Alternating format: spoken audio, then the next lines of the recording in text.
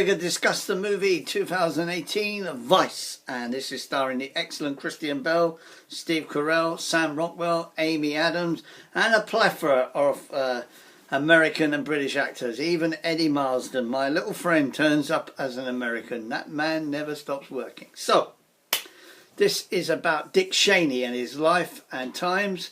And I'm not really into American politics movies, but this is a very well made movie.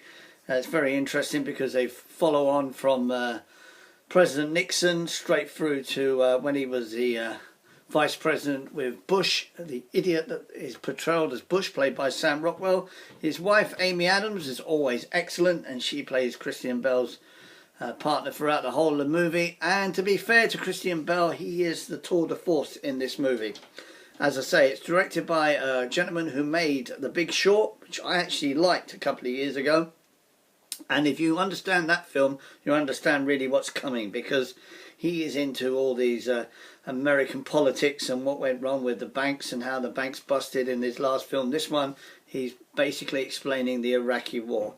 Sam Rockwell, always good in anything he does, and he's excellent in this.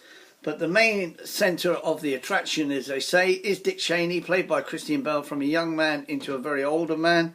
And to be fair, there's a lot you learn about Dick Cheney throughout the whole of the film. And there's some very clever dialogue, a great script, and a great twist in the middle as well, which I won't tell you about, but it's really well worth watching. I thought, oh my God, what's happened here? Then it went a different direction. And the ending is good as well. Again, a great speech from Christian Bale. Do I think he'll win the Oscar for this? No, I don't. Do I think the film will win the Oscar? I'm not so sure. I don't think it'll win. Definitely won't win Best Film. I'm going to give it a 7 out of 10. But it's an interesting year, the Oscars this year. And I don't want to sit here and, well, be smug. But let's be honest. I explained in every blog that I've been doing for the last 8 blogs that A Star Is Born will not win awards. The Golden Globes snubbed it completely. Oh, they gave it the musical award, which is what Lady Gaga is. Olivia Colman going up against Lady Gaga is a ridiculous scenario, and I was pleased to see that Glenn Close also won, and of course Olivia Colman won.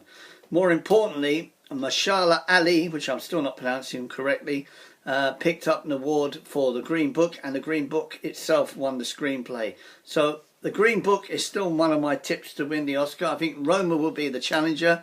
The big surprise was Bohemian Rhapsody. I don't think that the actor who played Bohemian Rhapsody will win the Oscar. I think there's still other actors to be seen yet that I want to have a look at other films. But I just think that was a surprise, which goes with the Golden Globes. Also with the Golden Globes was a very British scandal. Now, if you look back on my reviews, I did explain quite clearly that I thought this was one of the best BBC dramas of the year.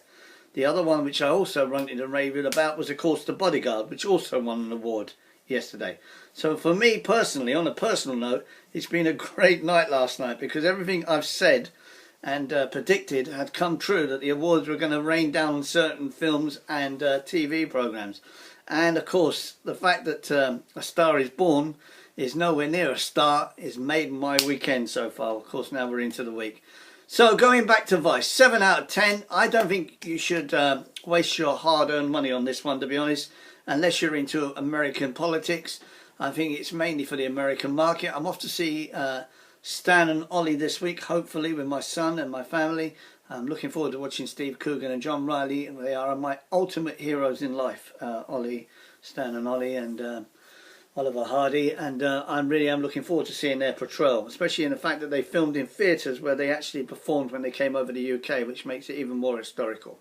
So, going back to the awards, A Star Is Born is not favourite to win anything anymore, and it certainly won't win much other than probably sound and whatever else they want to put in, some technical thing, but it certainly won't be editing, and it definitely won't be photography.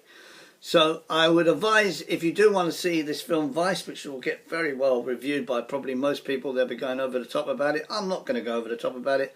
I'm a massive fan of Christian Bale. I think he's one of our best exports. I mentioned that in my last blog, and I think he is the real tour de force of this film. You have to sit him through and watch his performance to appreciate what a great actor this boy is. I know he's difficult to work with, but that wouldn't give me a worry at all if I was director, because he's such a great presence on the screen. The editing on this film is very good. The lighting, everything, I can't complain. As I say, it's made like a documentary style movie, and I knew what was coming basically. So if you want to see it, it's worth a watch. So still lots more to come, and there's still lots more for me to see. I hope you have a great week, and I look forward to you. Oh, the film comes out in the UK on the 25th of January, 25th. So I was lucky enough to be asked to watch it, and it is worth a watch. But as I say, that's up to you if you want to spend your hard earned. All the best, and I look forward to seeing you all soon.